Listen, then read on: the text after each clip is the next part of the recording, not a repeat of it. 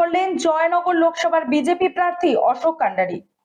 Local ট্রেনে চেপে মনোনয়ন জমা দিতে গেলেন বিজেপির প্রার্থী অশোক কান্ডারি। আজ সকাল 8:30টার লোকাল ট্রেন ধরে জয়নগর মজিলপুর স্টেশন থেকে আলিপুরে মনোনয়ন জমা দিতে গেলেন বিজেপির প্রার্থী অশোক কান্ডারি। অতিরিক্ত ভিড়ের মধ্যে বিজেপি কর্মীদের সঙ্গে নিয়ে মনোনয়নপত্র জমা দিলেন বিজেপির প্রার্থী অশোক কান্ডারি। আলিপুর জেলা শাসক দপ্তরে তিনি তার মনোনয়নপত্র পেশ করবেন। উন্নয়নের জন্যই আমার প্রয়াস।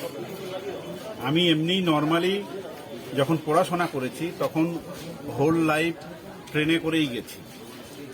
ইভেন এখনও যদি ফাঁকা পাই কোনো জায়গায় বেড়াতে গেলেও আমি ট্রেনে করে যাই। প্রফেশনাল এরিয়া ছাড়াও বাইরে কোথাও গেলে আমি ট্রেনেই যাই। ট্রেনই হচ্ছে সবচেয়ে টাইম কমফোর্টেবল, কারণ রাস্তা রোডের যা সিচুয়েশন, এত জ্যাম টাইম, তার চেয়ে ট্রেন অনেক বেশি। আর শুধুই কি সেই জন্যই নাকি ট্রেনের মধ্যে গেলে প্রচুর মানুষের সঙ্গে আপনার যোগাযোগ করা সম্ভব হবে, সেটাও একটা ব্যাপার? সেটা তো একটা ব্যাপার আছে, কিন্তু সেটার চেয়ে বেশি দরকার যে সাধারণ মানুষের যে উন্নয়ন, সেটাই আমার প্রয়াস। কারণ আমি যখন স্কুল কলেজে পড়াশোনা করেছি তখন তো ট্রেনেই যাতায়াত করেছি, তখন তো অন্য কোনো কিছুতে যাতায়াত করি না। মানুষকে কি বলছেন?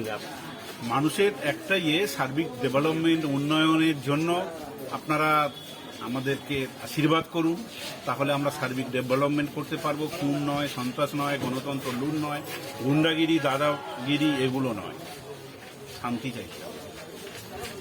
কি আশা করছেন জয়নগরের মানুষ এবারে আপনাকে ভোট দিয়ে যেতে হবে? মানুষ যেভাবে পথে নেমেছে গণতন্ত্র প্রতিরোধ করতে পারলে 100%।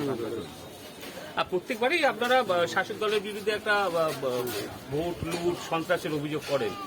এবারে কি সংগঠন ততটা মজবুত হয়েছে যে সেই সন্ত্রাস ভোট লুট আটকাতে পারবেন? ডেফিনেটলি সংগঠন তো অনেক আগের চেয়ে অনেক মজবুত হয়েছে। প্লাস এবারে আমরা নির্বাচন কমিশনের কাছে আবেদন করেছি যাতে করে কেন্দ্রীয় বাহিনী থাকে এবং সিসি ক্যামেরা থাকে প্রত্যেকটা বুথে।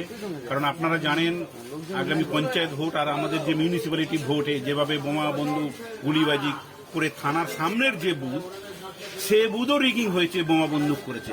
এটাই প্রশাসন, মানুষ এটাই শান্তি চাইছে, এটাই উন্নয়ন, এটাই বদলা নয় বদল। বদল প্রকৃত করতে গেলে মানুষের, সাধারণ মানুষের উন্নয়ন, ডেভেলপমেন্ট, গণতন্ত্র ফিরিয়ে মানুষের অধিকার, মানুষকে ভোট দিয়ে দিন, মানুষ যাকে চাইবে তাদেরকে গণতন্ত্র প্রয়োগ করতে দিন, সেটাই হচ্ছে কি মানুষের উন্নয়ন। আমরা